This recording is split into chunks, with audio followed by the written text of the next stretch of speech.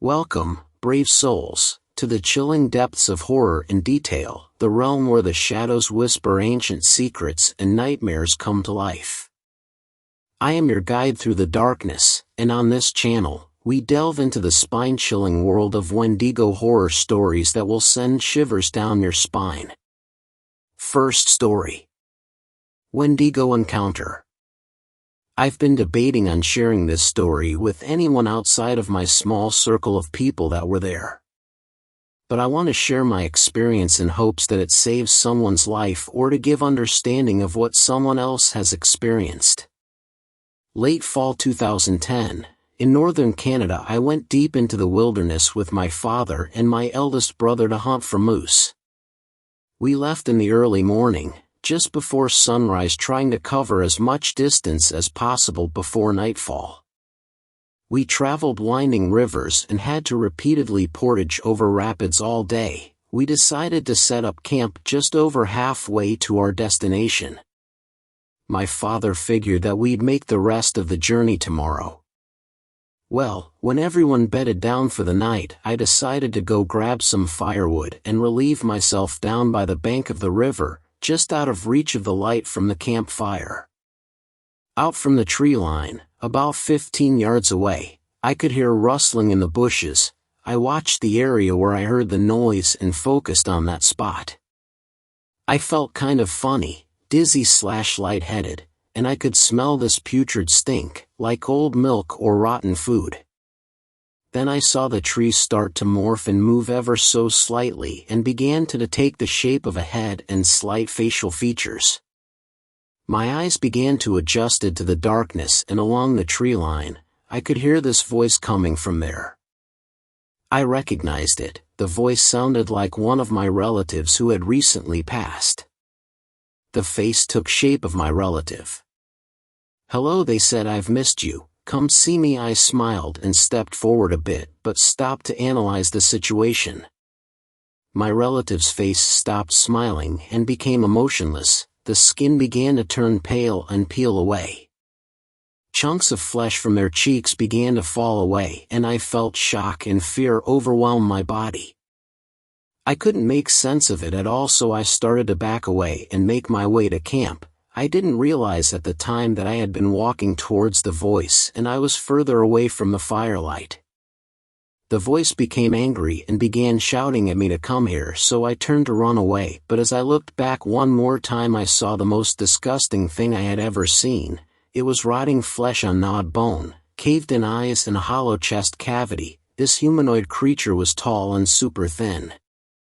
I ran as fast as I could, trying to yell for help, but the fear had made my voice quiet and raspy. I ran along the river bank and I could hear the heavy breaths and the stomping feet from this thing right behind me. I made it onto the top of the river bank, but it grabbed a hold of my leg as I jumped up. I gripped and tore the grass trying to lift myself and yelled as loud as I could. Then finally my voice came back and I yelled that someone has my leg. My brother woke up and ran over to where I was. Then he pulled me up and took me over to the fire. I was terrified, trying to explain what I saw and that it looked like my relative, but not. I was trying to convince them that I wasn't seeing things, but my brother nodded his head and said, "I saw it too, I know." That solidified it. He acknowledged that it was real. We stayed up all night after that, rifles loaded and close by. We packed up when the sun was coming up and went back home. We haven't shared that story with anyone out of fear of being labeled as crazy or liars. I've had nightmares and couldn't sleep for months afterwards. I would see things/dark figures looking into my window or hear whispers when I was walking home at night. Eventually, I was seeing this dark figure daily. I went to medicine men/shaman for help, but I've learned that the ceremonies only relieves it temporarily. Friends have given me everything from protection pouches to certain crystals. I found out that there's a strong possibility that I encountered a Wendigo. I learned that if you encounter one and survive, it attaches itself to you like a parasite. I learned that it could only do this if it touches you, which it did. Ever since that night, I've been on edge when I enter any forest or wooded area, which sucks because I loved being outdoors/hunting and in nature. Now I always feel like I need to keep my back against something when I'm out in the wild. Anyways, make your own conclusions about this. I've paid a price for being an ignorant child to the stories of old. They are real, I can attest to that. Stay safe, everyone. Second story. An encounter with a Wendigo. At 1 minute to midnight, I took out the shot glass and put it beside the bottle of Jägermeister. I don't drink anymore after what happened to Pop. The one exception is the first day of September. The house is dark except for the warm glow of the 3 bulbs above the dining room table. I rub my tongue against the inside of my cheek. My mouth always goes dry. The only sound is the incessant ticking of the wall-mounted clock. At midnight the soft bell sounds, a miniature version of church bells. I fill the glass and hold it aloft for a second and swallow with a deep breath. The subtle burn wins its way into my throat and stomach. I wash the shot glass by the light of the moon shining through the kitchen window. Loretta wouldn't mind my drinking, but a used shot glass beside the sink raises questions. And I never like to talk about it. All these years later I still have nightmares. What I saw up on that mountain left a greater impression than any other event in my life. More than my children being born and my father drinking himself into an early grave. Loretta tells me I should talk about it. That it would help. She might be right. She always is. So here goes. I joined the park rangers service right out of school and it was a perfect fit. I took to academics like a fish to the desert and the outdoors always called. I passed my time in school daydreaming of the weekend and hiking or fly fishing with Pop. In the summer of '89, I was stationed in the Appalachians. Our jurisdiction encompassed trails leading all the way up the mountain. Up there the spruce thin out and clouds hang heavy even in fine weather at the base. I spent the summer clearing fallen branches from the walking trails after a couple of vicious storms over the winter. It was hack work reserved for the junior, but the truth of it was I didn't mind. The peak of the summer heat was spent and visitor numbers dropped as the weather began to turn. Persistent drizzle had kept me desk-bound for the morning and we were about to get lunch when he burst through the door. He let out a moan and collapsed to the floor. Stanley leaned down and propped him in a seated position. Water dripped from his shoulder-length hair. His limbs hung limp by his side. I handed Stanley a cup of water. Stanley used his index finger to push down his chin. When the water hit his tongue the man tensed and his eyelids flicked open. He flailed his limbs and knocked the glass from Stanley's hand. The glass shattered on the floor, but the man paid it no mind. "It is out there," he said. "What is?" The man half-turned and gripped Stanley's shirt and made balls with his fists. He repeated himself, pausing after each word. "It is. Out. There." He started to sob. He released his grip on Stanley and buried his face in his hands. We lifted him onto a chair and he pressed his face against the table and bawled. I grabbed the rucksack he had dropped to the floor. On the bottom right was a name tag behind a plastic sleeve. Lenny Porter from San Diego. There was a number at the bottom. "I'll make the call," Stanley said. When Stanley returned, Lenny was sat up staring blankly at the wall with red eyes. His face was gaunt, like he hadn't eaten in a week. Stanley closed the door. "I spoke to your father." Lenny didn't acknowledge the words. He sat motionless and unblinking. Stanley shuffled across to where I was sitting and pressed his palms on the table. Lenny left San Diego 2 weeks ago with a couple of friends. They planned to spend a month hiking the trail north. The father gave me 2 names: Freddie and Sabrina. When he heard their names, Lenny leaned over and picked up his backpack. He rummaged frantically until he pulled out a stack of Polaroids. He flicked through the photographs and then slapped one on the table. Stanley and I leaned over. Flanking a fitter and healthier Lenny were what must have been Freddie, tall and wearing a baseball cap, and Sabrina, shorter and wearing a bright yellow top with an almost fluorescent blue belt pulling the fabric tight around her waist. Lenny fingered the photo and tears welled in his eyes. What happened to them? He sobbed and shook his head. He opened his mouth to speak, but no words came out. Stanley took a map down from the wall and pushed it in front of Lenny. We are here. Where did you last see them? Lenny blinked away tears and concentrated. He squinted at the map and pressed his index finger down and tapped it. Stanley took a pencil from his breast pocket and marked the map with a cross. I'll notify the police. Get the truck ready to go. During training they told us about search and rescue operations. The Rangers are the first responders. It was part of the job. Twisted ankles and wandering off the trail and getting lost are not uncommon and no reason to get the police involved. But this felt different. I secured the gear in the truck and Stanley appeared, flanked by a police officer in his early 30s. Harry is hitching a ride. His partner will take care of Lenny. We drove up the trail for about 15 minutes with the truck until it grew too narrow and treacherous. We split up the gear between us and set out on foot. Our destination was high up the mountain and far away from the trails.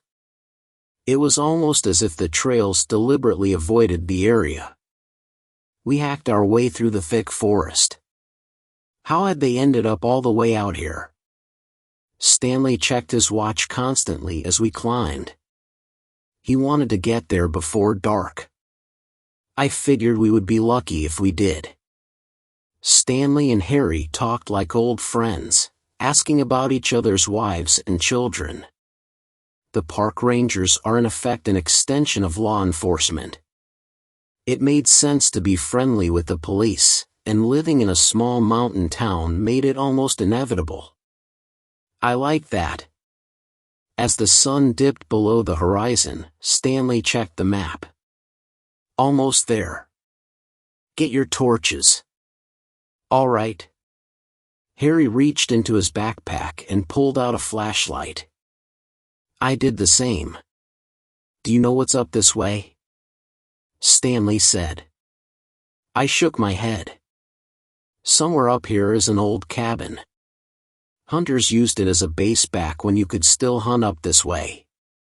The cross our friend Lenny put on the map is just about on top of it. Let's see if we can get there before there's no light left. We didn't make it by dark. Twilight gave to night with little warning. Soon we were relying on the light from our torches. Being on a trail in the sunshine lends a sense of security up here, even when you are alone. Now, surrounded by black and with the trail long behind us, an uneasiness grew in my stomach for the first time. Stanley paused and swept his torch. He muttered something under his breath. Harry took a few steps to the right, lowering his head and squinting. There it is, he said. At the farthest reaches of Harry's torchlight the cabin emerged from the woods. Stanley tapped Harry on the shoulder. My eyes aren't what they used to be. The cabin should have been a source of comfort, but it only added to my unease. The roof was half caved in and trees encroached on all sides, gnarled branches reaching out like fingers. The structure looked like it belonged more to the forest than to man. The only door hung askew on warped and rusted hinges. 2 windows had long ago lost their glass. Stanley shouldered open the door with a grunt. Leaves and branches covered the floor, blown in through the open windows and roof. We dumped the gear inside. Stanley took out a lantern and tied it to a horizontal branch a few paces from the front door. He flicked it on and the light shone bright. If there was anyone lost nearby, they could not fail to see it. We split up and entered the forest, guided by our torches. Stanley instructed us to go no further than the reach of the lantern. It was our lighthouse on the horizon. The wind blew in fresh from the north. I buttoned up my jacket against the cold. The beam from the torch was strong, but aside from the narrow cone of light, the forest was a deep and full dark. Stanley and Harry called out the names of the 2 missing, Freddie and Sabrina. I did the same. Every few steps I stopped and listened. The forest was alive with the scurrying of animals and insects going about their business, and the constant rustling of the wind through the leaves. It was hopeless. This was needle in the haystack stuff. Freddie or Sabrina could be unconscious on the ground a few feet to my left and I would never see them. We should camp and wait for first light. Harry's voice cut through the night, louder and with urgency. I skipped towards the sound as fast as I dared. The 2 torchlights of Harry and Stanley played close together, the beams of light trained on the forest floor. You might not want to see this, Stanley said as I came up behind them. It was too late. By the light of the torches I saw him. Flat on his back, arms and legs bent at unnatural angles. I almost gagged when I saw his face. The left side caved in, a red, bloody mess fragmented with the white of the skull. The right side was intact, one green eye staring up, wide and unblinking. The remainder of the face had an almost serene expression. It was not the look of fear that you would expect from someone about to have half their face crushed. No skin remained below the neck, the contents of his torso picked so clean I could see his full spine. What did that? I stammered. I didn't get an answer. Stanley fished the Polaroid from his pocket and studied it under the torchlight. He handed it to Harry. It's him. It's Freddie. Harry jumped and swung his torch out into the woods. I swear I heard someone talking out there, Harry said. We've been calling out their names too. No, it wasn't that. It sounded like whispering. It's the wind through the trees. Harry didn't look convinced. He called out the name of Sabrina and listened.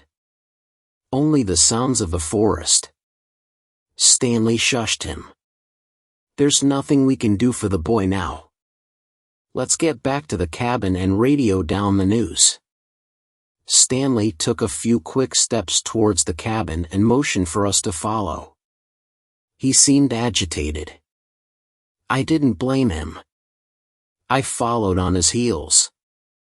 Harry lingered, searching the woods with his torch until he too fell in behind. The inside of the cabin felt like a sanctuary. Out of the wind and removed from the mangled corpse of Freddie, my mind processed the sight. I had gutted my fair share of fish, but this was different. I put my hand to my stomach and swallowed hard. I was overcome with a compulsion to repeat my unanswered question. What could have done that? Before I could, Harry gave us some more bad news. There was no response on the radio, only static. It wasn't surprising, the cabin sat in a depression between the peak we crested on our way in and the taller peak beyond. We have to go back, I said. Harry shook his head. Not in the dark and not when there's someone still out there. We don't know if that girl is dead or alive, Stanley said. I heard her. You heard a whisper is what you said. And if she was there she would have come to the light. She'll come to the lantern and we'll wait for her. Harry threw out his arms in protest. Stanley sighed. If she's dead then we'll find her in the light of morning. If she's alive and nearby enough to whisper in our ears then she'll come to us. 2 rectangles of light shone through the open windows from the lantern outside, but the front room of the cabin still had dark shadowy corners. Stanley took a second lantern and tied it to an old light fixture hanging from the ceiling. The room lit up as if under sunlight, but a cold light that gave the room a bare and unwelcome feel. I busied myself clearing a space on the floor beside the black pot-belly stove at the rear of the room. Stanley and Harry stood as statues, staring up at the wall behind me. I turned. Etched in black soot onto the blank wall was some kind of monster. Long-limbed and with an elongated skull. It stared back at us through white blobs left clear of black. I took a step back and almost stumbled. What is that? I didn't need an answer. You don't live and work up in the mountains here without hearing the stories. Stories told dismissively by daylight, like you would talk about the monsters you imagined hiding in your closet as a kid. By night and around a campfire the stories take on a graver tone, and the name of the monster is only ever whispered. Wendigo. Of course I had never seen one. But if I had to imagine what one might look like, the painting in soot taking up the full height of the wall of the cabin was an exact match. I waited for one of the 2 men behind me to dismiss what we saw drawn on the wall. To make light of it and crack a joke. Neither did. Stanley uttered a simple instruction. No one goes outside without a weapon. Our shadows danced on the walls. The lantern hanging from the ceiling did not move. Stanley leaned and looked out the window. The lantern hanging from the tree branch swung back and forth like the pendulum of a grandfather clock. There was wind tonight, but not enough to do that. Stanley bent down and fished a rifle from the bag. My heart beat like a drum in my ears. And then something else. Whispers. What sounded like the whispers of a girl, entreating us, inviting us out into the darkness of the forest. Stanley inched open the door with the muzzle of his rifle. He stepped through the gap and watched the lantern on the tree come to a rest. He stood beside the lantern and searched the corners of the forest illuminated by the light. Nothing moved. Harry unclipped the leather strap on his belt and drew a pistol and went to the doorway. I felt naked and exposed with my hands empty. I took a step backwards, the Wendigo drawn in soot looming large behind and burning a hole in the back of my head. A shadow flashed through the trees and Stanley swung the muzzle of the rifle and shot, the crack piercing the night. He raised the rifle to his shoulder and flicked it from side to side searching for movement. The lantern boobed up and down. With a rush a long-limbed creature dropped onto Stanley from above. He screamed and wrenched the rifle around but had it knocked from his grip. Harry fired 2 shots and the creature let out a wail. It bounded towards the door and Harry slammed it shut. He pointed the pistol to the closed door and emptied the chamber. Harry took a step back and shot me a glance. Through the whole ordeal I had not moved. I had barely breathed. Was it dead? Was Stanley okay? The window, I screamed. The long thin fingers of the creature wrapped themselves around the inside of the window frame. Then the head appeared, uncannily human-like but distorted and disfigured. The chin elongated and the teeth like razors and drenched in blood. Its eyes white and piercing. Just like the etching on the wall. Harry grabbed me by the arm and hauled me into the back room of the cabin. He slammed shut the flimsy door. The back room was windowless and the only light was a thin strip at the base from the lantern in the front room. We crouched together, our shoulders pressed against the door. We listened. The light patter of footsteps. 2 thin strips of black interrupted the strip of light at the base of the door. Something stood on the other side. "Come out, it is okay." It sounded like Stanley. Had he killed it? "Come out." Harry straightened and I grabbed his shoulder. "Don't open the door," I whispered. "They say a Wendigo can imitate those it kills." My hand brushed against Harry's back and knocked the flashlight from his jacket pocket. I fumbled in the darkness until I found it and I flicked it on. I scanned the room for something, anything we could use as a weapon. I walked away from the door and kicked at the twigs and leaves on the floor. All that was good for was kindling. Something smelled rotten. There must be a dead rat somewhere. "It's Stanley," Harry said. I pointed the torch to him. His eyes were wide and wild. He must have killed it. He smiled at me and took a step back. The door slammed open and carried with it the rotten stench. What stood in the doorway was not Stanley, but the Wendigo. Harry kneeled before it, breathing in the noxious fumes. I shone the torch onto the creature. Its gray skin pulled tight on a gaunt frame. And then something glinted. A belt buckle. Around the creature's waist was the bright blue belt Sabrina wore in the Polaroid. "Sabrina?" I said. It turned to me and paused, tilting its head to the side. I thought I saw a glimmer of recognition, a brief moment where it knew the name. But then it snarled, its mouth opening wide and dripping with saliva. It wrapped 2 hands around the neck of Harry and leaned in. I acted instinctively, without thinking.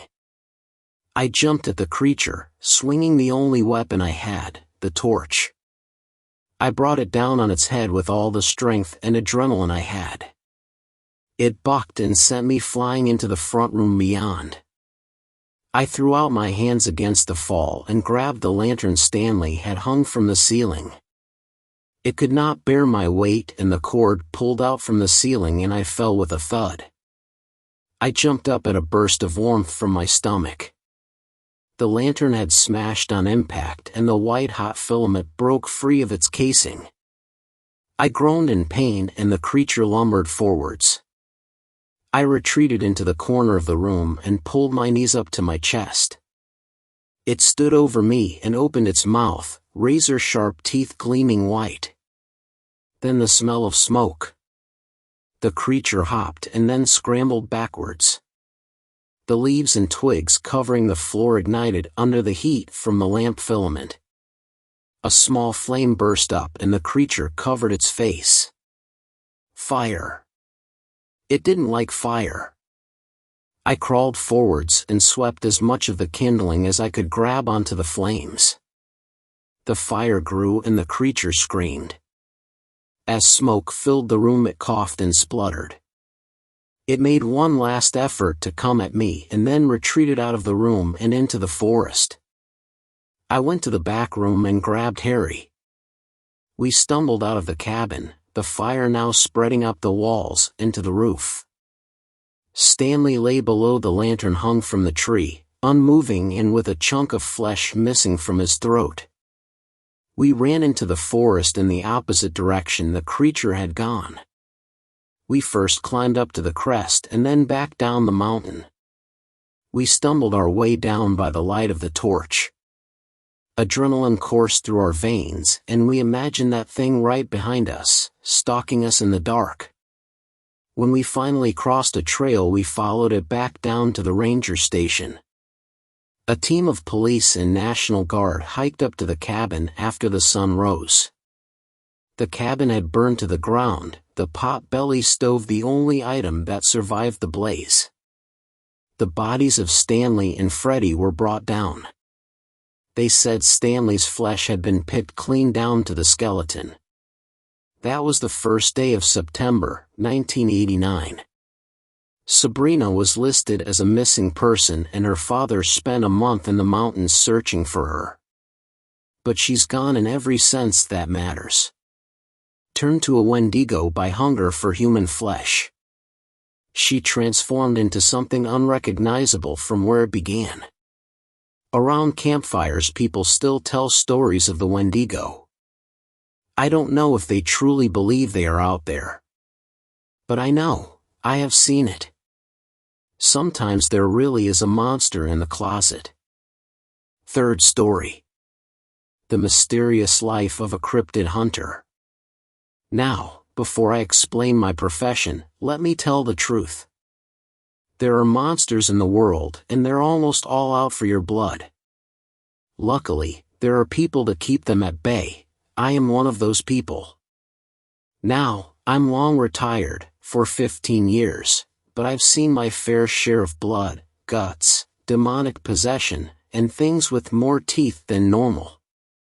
So, I'm here to give you an idea of the shit I've encountered.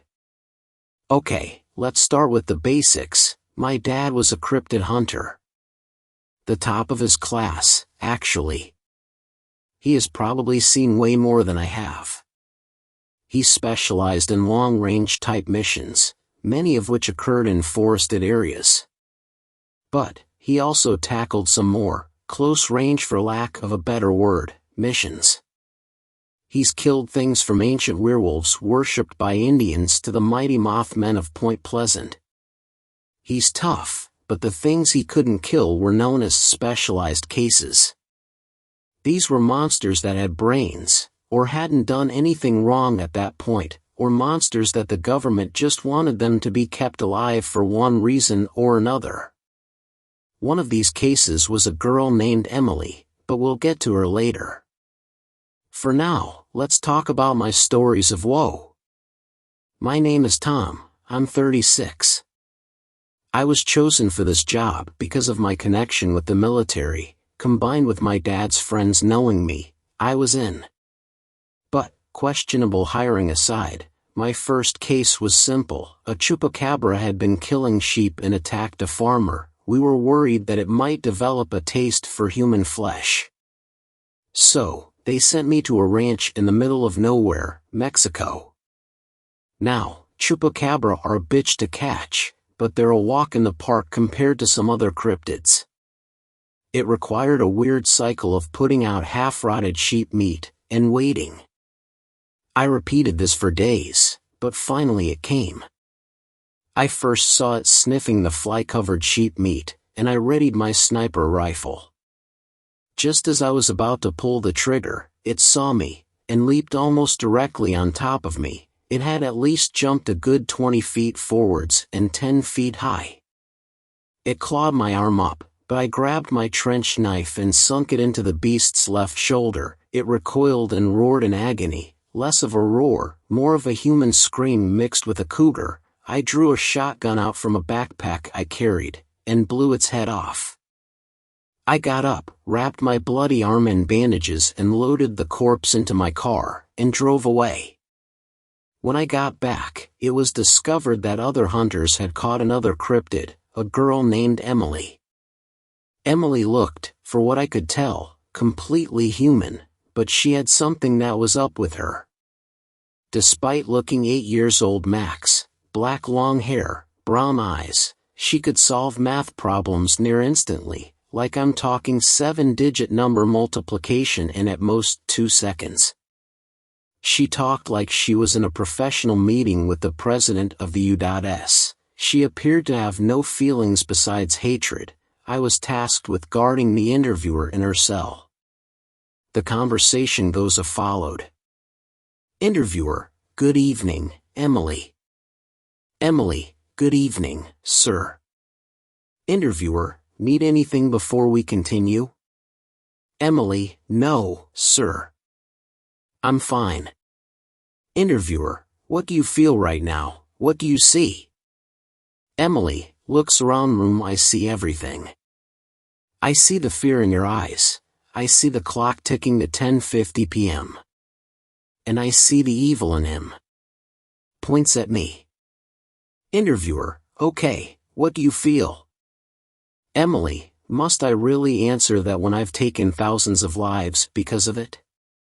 This girl had killed over 2,000 people before her capture, and I was in the same room with this monster. But she still looked completely human when I noticed her eyes. Her eyes weren't normal. They seemed to look normal 1 second, but then expanded into nothing but a black void the other second. Eyes of hatred, eyes of a desire to kill everyone and everything. Then she grew. She went from an 8-year-old to my age, 21, in an instant. My grip on my handgun tightened. Emily, sir, please step out of the room. I don't want to hurt someone like you. Interviewer, wait, don't leave. His plea was silenced when Emily lunged from her seat. She drew a small knife from one of her boots she was wearing, and plunged it into the man's eye socket. He screamed and I fired my gun. It hit her point blank in the side, but she shook it off. I bolted out of there, shutting the door and securing the 3 locks on the door, and alerted the guards. My boss came. He said that because of how dangerous Emily is, they can't risk any more people. So, they left the man there and gave me my next mission. My next mission was to find a cryptid known only as codename, Pale. Codename, Pale is a 10-foot pale being with no defining features on its face save a big bloodshot eye in the center. Its agenda is mostly unknown and what is known is classified information. But, what differs it from other cryptids is that it has the uncanny ability to read the minds of its victims, understand the human mind, and even learn sign language apparently when it escaped. So, I get in my car, find the coordinates of where it was last spotted, this time being somewhere in Arizona, and haul ass to that spot. Fucker was still there sitting on a tree stump, waiting. I snuck through the bushes, loaded my shotgun, and took aim. I know you want to kill me, Tom. I know you're there, come out of your spot. The voice, oh God, the voice. It sounded like a man speaking through a microphone. It echoed when there was no possible way for it to echo. I spoke. Me, you know that I'm here to kill you? Pale, you pick up hints when you're sitting on a tree stump, enjoying the Arizona night, then someone in a loud-ass truck hauling ass up the hill towards you gets out with a shotgun and hides in the bushes. He was joking around. He knew where on the map he was. He knew what cars and guns are. He could swear. This Pale was no ordinary cryptid. He knew his way. He understood the concept of human interaction. I questioned him. Me, how did you understand that you were going to die, and joke about it all while staring death in the face? Pale, my friend, you're not death. Me, but you're going to die by my hand. Doesn't that make me death in this situation? Pale, neither of us are death. Death is its own thing. Think of death as a disease that slowly eats away at your life. You can either spread it, or keep it for yourself. Either way, you and I are going to die. Those who are affected by death are not death itself. Me, but, you're going to die. Death spreads death. The Grim Reaper spreads death and therefore is death. If the act of spreading death makes you death, I am death. Pale, those who are affected by death are not death itself. Me, sorry, Pale. This talk was fun, but I gotta kill you.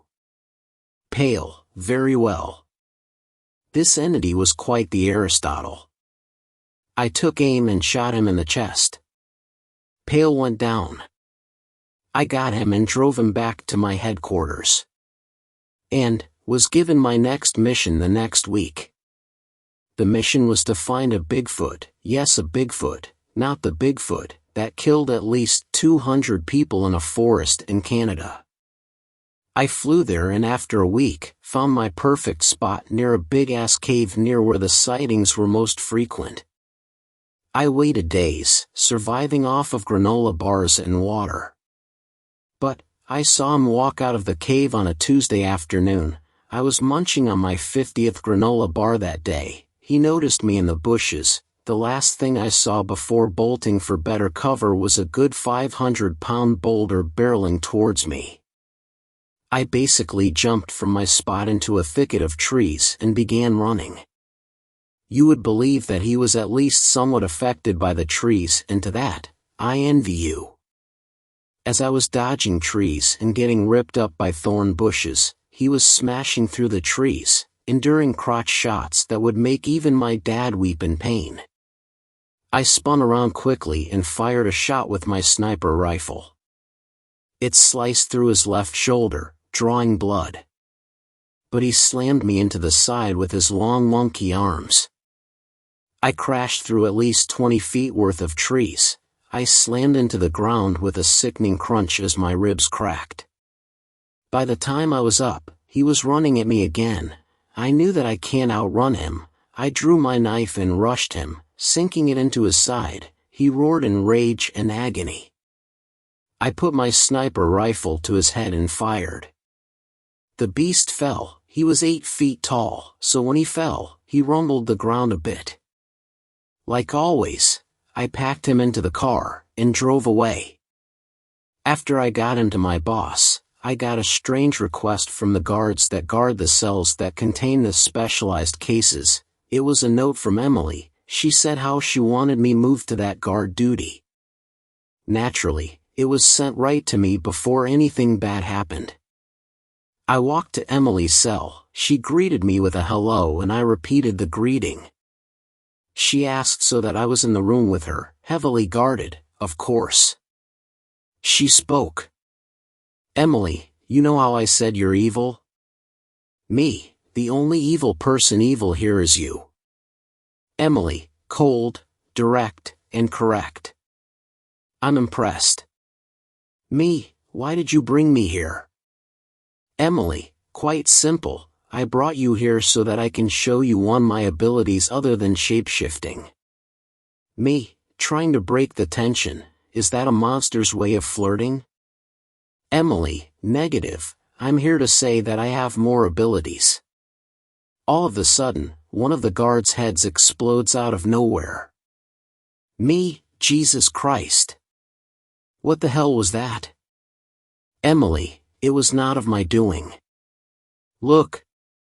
I turned around, and saw a horrifying sight.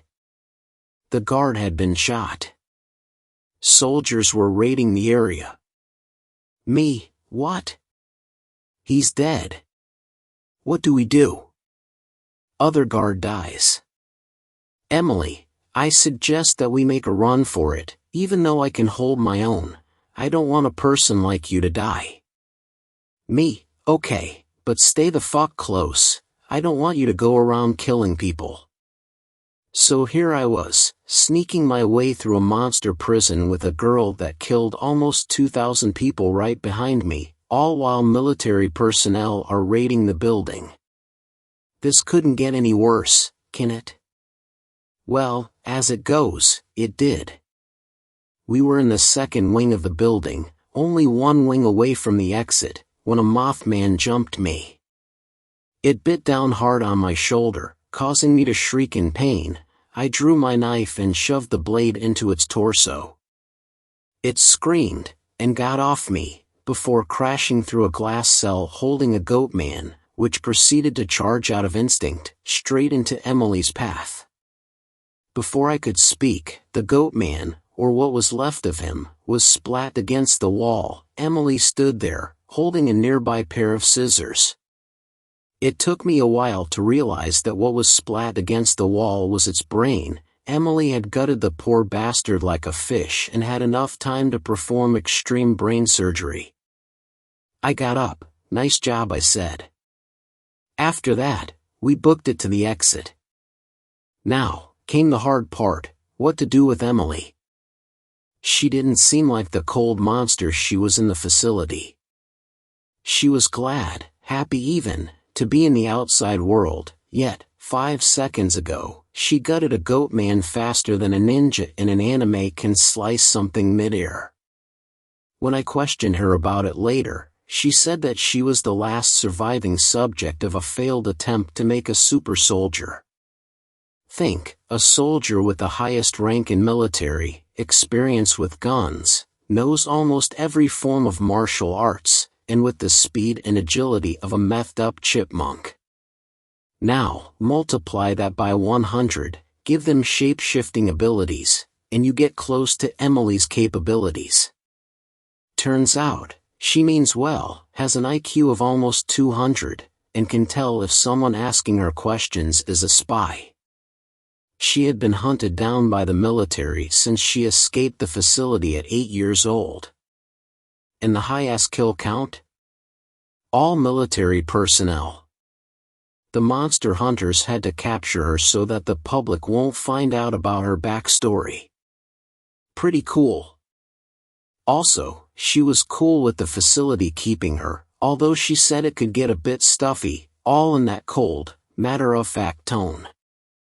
Cut to 2 months later, me, Emily, and my best friend turned monster hunter Josh were in the Alaskan wilderness, tracking down a Yeti. And before you ask, yes. There is a difference between a Bigfoot and a Yeti. For starters, a Yeti is much taller. Like, Bigfoot can only be 8 feet tall. However, there are reports of Yetis becoming a staggering 26 feet in height. So, needless to say, we asked for some heavy-duty tools. The next difference is their behavior. While Bigfoot only attack when provoked or their territory is invaded, Yetis could wipe out entire villages without even waking up on the wrong side of their rock bed. So, we were tracking this thing down in the snow. I was scouting out the area when Josh asked. Josh, so, Tom, how's Emily? Me, just as murderous as always. Josh, being the shit-talking douche he is, I've been seeing you two exchange glances. Me, remember, Josh. You're not the one here with the high-powered sniper rifle. Josh, oh come on, man. It was just a prank. Me, also knowing how Josh loves pranks that cause a lot of damage, you said that when you egged my car. Josh, I'll fucking do it again. Our banter was cut short via a roar so loud it seemed to rumble the ground beneath our feet. Followed by a tree hurling towards us like a wooden torpedo. I heard Emily scream "Get down," as it crashed into the ground, nearly connecting with my head. Then silence. I sat up and looked through the scope of my rifle. I saw the Yeti crashing through the trees making a beeline for us. I fired a shot, which whistled through the air and hit the beast in the kneecap. It roared in pain, but kept its pace. We slid down into a frozen creek, and kept low. Josh was breathing heavily, but kept his cool, somehow. I was keeping a straight face, something I'm really good at. Hell, the other hunters gave me the nickname Poker Face for that reason. Emily was same, but less relaxed than me. She was gripping her shotgun tightly. I held my breath. The monster was right where we wanted it. I hesitated. The Yeti was sniffing around, getting increasingly closer to our position. It grabbed Josh, swung him into a tree. The crack of Josh hitting the tree is in my mind forever. Emily shot him in the chest, ran up to the rock, jumped from it, and nailed the 19-foot behemoth in the head with a well-placed tornado kick. But it slammed her into the ground. I fired again. It sliced through the side of his neck. He saw where the bullet came from, and nearly pulverized me with his hand. I rolled out of the way just in time, but he backhanded me into a tree. The sickening feeling of my ribs cracking almost made me throw up. The Yeti walked up, picked me up by my head, and sat. The beast could crack my skull like an overripe blueberry. I stopped moving, body frozen in fear. When Josh fished out the Molotov cocktails in his pack and tossed one onto the Yeti, it went up in flames, screaming. It dropped me into the creek, breaking the ice, causing my poor back to come into contact with freezing water and the rocky bottom of the creek at the same time. The monster crashed to the ground, a burning turd of what was once a Yeti. Still wallowing in pain, I opened my eyes to see Emily. She was staring at me, pale. "Are you okay, Tom?" she said. I nearly jumped if it wasn't from the pain. She had asked a question with genuine concern for my safety. This is not the Emily I once knew. I just sat there, looking. "What, are you in too much pain to speak?" she said. I snapped back to reality and said, "No, I'm just surprised you just asked me that." But, deep down, her question confused me, not for the actual question itself, but how she said it. After informing my boss about the situation, he said that I should get well soon, a pretty mundane type of response. But, knowing my boss and his love for underlying meanings, I pressured him about it.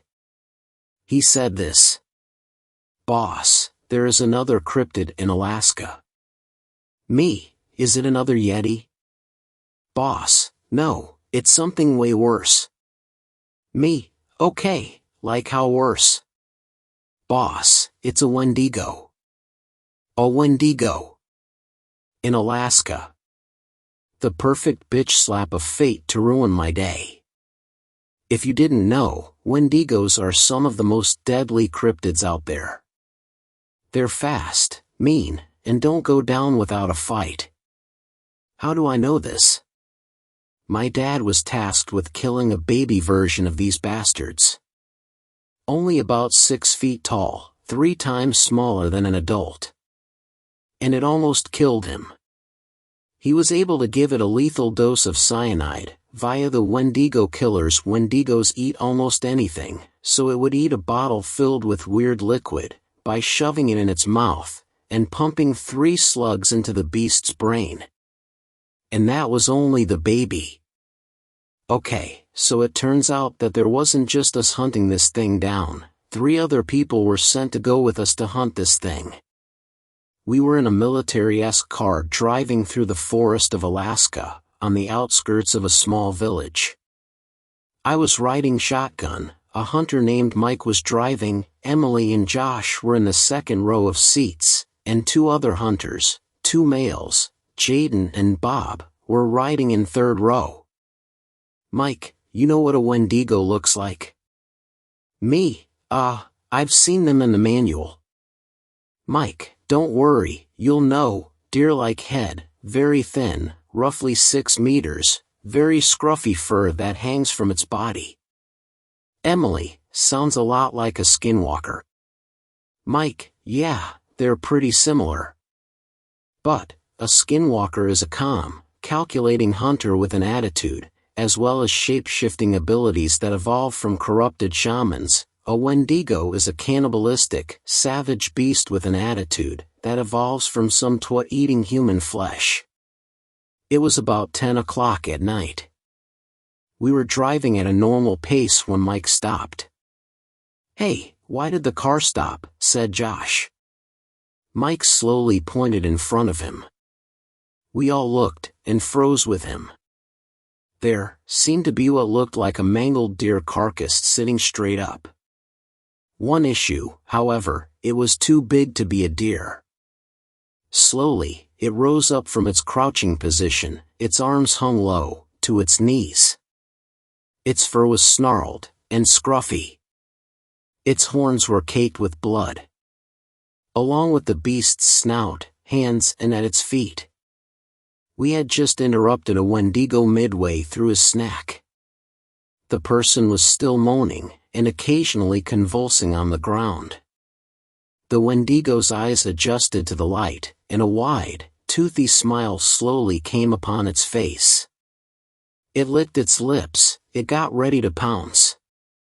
Just as the Wendigo was about to jump onto the car, Mike gunned it, slamming straight into the beast's body. The Wendigo rolled over the car, its bones creating a stomach-turning squeaking noise as it did. We left it in the dust, supposedly. 5 seconds later it was bounding towards the car, roaring. I stuck my head out of the window and fired my assault rifle. Several rounds tore through the beast's skin, but it just screeched and continued bounding after us. Josh dropped one of his cocktails, lighting up the ground behind us. The Wendigo leaped over the 12-foot-high flames, and was able to slash the back tire of our car. Me, okay, this isn't part of the plan, right? Mike, no, it is not. Jaden, I got a double-action shotgun, it could do some damage. Mike, right, what do we need you to do to be able to hit it? Jaden, I gotta get close. Emily, I can help with that. Mike, what can SHE do that we can't? Me, you'll be surprised, Mike. Mike, okay fine. Just get this damn thing off my tail. Jaden leaned out of the car. I readied my assault rifle for another barrage of bullets to be sent the Wendigo's way. Emily drew a barbed-wired whip. I watched with wide eyes as Emily snagged the Wendigo's right leg. It fell and got dragged. Still roaring and slashing, the Wendigo batted Emily off. Emily got tangled in the barb and almost fell on top of the monster. I grabbed a part of the whip. My hand got snagged on the barb. I bared through the pain and pulled Emily and the Wendigo closer to the truck. Jaden took aim. But, out of nowhere, the Wendigo slashed another tire. The truck spun out and crashed. I remember waking up. I crawled out of the mangle of metal that was once a truck. I dragged Josh, Mike, Jaden, and Bob out, one missing, Emily. I got to her, her torso was cut up by the barbs, her breathing was labored, and she was bleeding. I got her out. When all of a sudden, the Wendigo jumped out. Jaden pumped a slug into its left eye socket, destroying most of its head. It roared in pain, but batted Jaden away. Mike shot it in the stomach with his revolver, it once again batted him away. Bob shot it with his crossbow, but he got slashed away. While we were in bad shape, the Wendigo was dying. Its breathing was fast and shallow, its body was riddled with burns, gunshot wounds, and arrows. Finally, it dropped, its breathing becoming even more fast and labored. Josh grabbed one of his Molotov cocktails and shoved it into his mouth. The beast gulped and exploded. Its chest burst from the pressure and flames. It screamed, but its screams were different, sounding more human than normal. After watching the light show that was that, I went to care for Emily. I gently unwrapped the barb, bandaged her up, and made sure she drank some water. The Wendigo was still breathing, but it was fading. We all gathered round and watched this monster. To think that this was once a human was chilling. A person resorting to the most extreme and desperate measures in order to survive. Mike handed me his revolver. I nodded. I knew what to do. I limped up to the heaving beast, just barely clinging onto life, and put a bullet in its head.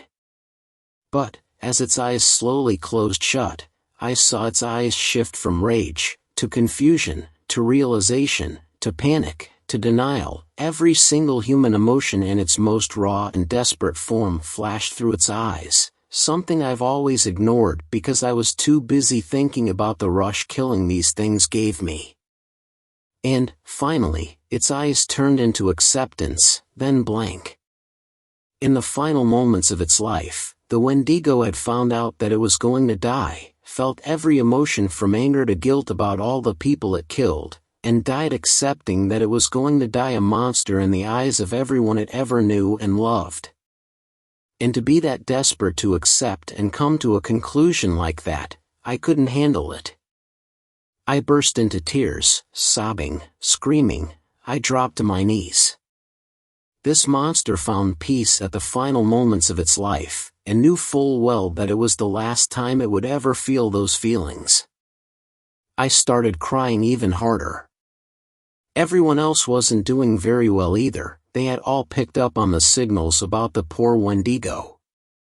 Jaden was in shock, Bob was in a similar state, Josh was crying with me. But the worst was Mike's and Emily's expressions. Mike, a 65-year-old battle-hardened hunter, had tears running down his face.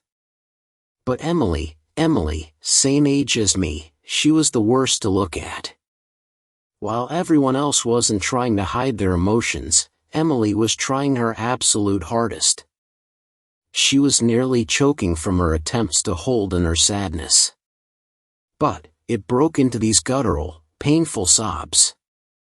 Emily, the coldest person I know, was crying along with everyone else. But something inside her changed that night. As if she knew all the pain she caused. She walked up and hugged me tightly. "Everything will be all right," she said, and she kissed my forehead. By the time I had really come to realize what happened, I was still sobbing. But I got up, walked Emily with everyone else to the mangled thing that was supposed to be a car, and questioned her about it on our way back. "Me, why did you kiss me?" "Emily, well, my entire life was filled with hatred. I hated everyone and everything. But when you got me out of the facility instead of leaving me alone, something clicked. I knew what it was like to love. Jaden, Mike, and Bob, www.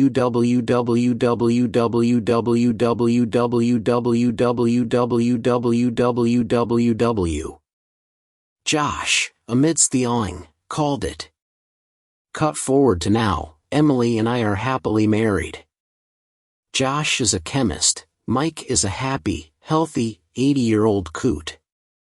And lives in a nursing home me and Emily occasionally visit. Jaden is my age, and is an engineer. Bob is about 11 years older than me, and he's in IT. Emily is a therapist for a big company, and I'm a zoologist studying species of animals. Things are going great. I hope you enjoyed my story. But I gotta go. I gotta feed my cat. Fourth story. It was not a Wendigo. So today me and my friend, we'll call Haven for the story, went out into the woods as promised. We had not brought a Ouija board though. Haven knows all about my messed up relationship with the otherworldly. But what happened today has me wondering if I'll even wake up tomorrow. So the night before we decide to do this, my ma tells me something I didn't know. One day my pa in a drunken fit goes deep into the woods, and to his horror he finds mangled carcasses of coyotes, deer, and even a bear. I knew this wasn't some normal predator, and I just knew something would go wrong if we tried this, but I brushed it off. So me and Haven were walking home from school. I live 30 minutes away from it, and we started talking about what we think will happen. I honestly didn't think a damn thing about it. As we neared our location, the air became thin. The old abandoned cabin that the skeletons were found had a metal road block, making it hard to exit or enter, which proved to be a nightmare. Possible trigger: suicide mention not graphic, just the word. My friend Haven wasn't getting notifs from her phone anymore, and apparently her gram had called. About a month ago Haven attempted suicide, but she's still here and doing much better. Her gram from North Dakota called to make sure she was alright, and we were by this cabin. Before she had called, H had asked, "Do you really think it's a Wendigo? Like, why attack this little town? Like I said, I'm part Native American, and in this culture we're not supposed to talk about skinwalkers or they gain interest in us. I explained this to her and said the following: no, I believe it is actually a skinwalker, since I talk about them so much it would make sense as to why they'd come for me. She then called her gram back. While on the phone I pointed out how there was no other sign of life. My house is just down the road from hers and all you hear is birds, but it was dead silent. And this is where I can't even believe what happened. I have always had quite a bit of underdeveloped psychic ability. Like I'll see glimpses of the future and they'll come true unless I change something I'm doing. All of a sudden, just as her gram starts tell her she loves her, it started breaking into this garbled static of screams and howls, and I panicked. I saw a glimpse. There were 2 skinwalkers behind us quite far away, but I knew if we waited any longer, we'd die. I grabbed her hand and sprinted as fast as possible. I heard something behind us. All the while the garbled static continued. I'll try to find a clip or something of what it kind of sounded like. It'll be at the bottom of the post. And then her phone died just as we cleared the roadblock and bolted for my grandma's. She wasn't home, just the dog. We locked all the doors and just hid. The dog will not stop whimpering and barking. At this point we're both in tears. Then we hear someone pull in. And then nothing else really happens. We just go home. I will never forget that sound. If you've ever seen Mr. Nightmare's video with the down under the bed story, those garbled screams are almost exactly what we heard. 5th story. The Wendigo became my friend. I visited my parents' cabin by the lake months ago. It's not something I like to talk about. I lost some friends up there, gained one very important friend. A mentor, you could say. And I had every intention of having a fun, carefree trip. Fuck. I guess in some ways I did. So many memories in such a short period of time too. The sweet smells of people I never noticed before. You go by most people and what do you smell?